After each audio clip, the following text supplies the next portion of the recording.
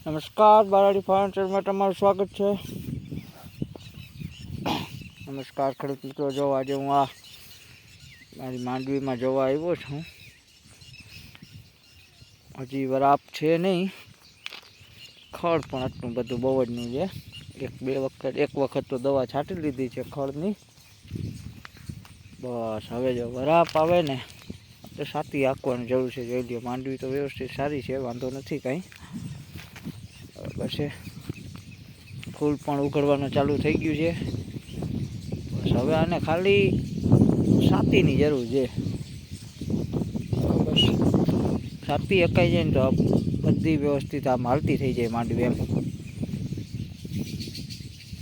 ઓહો, ખડ પર જોતા ખડ પડ્યું. આ શું છે? ભાઈબંધ, હા ભાઈબંધ આજ કરે આરામ છે.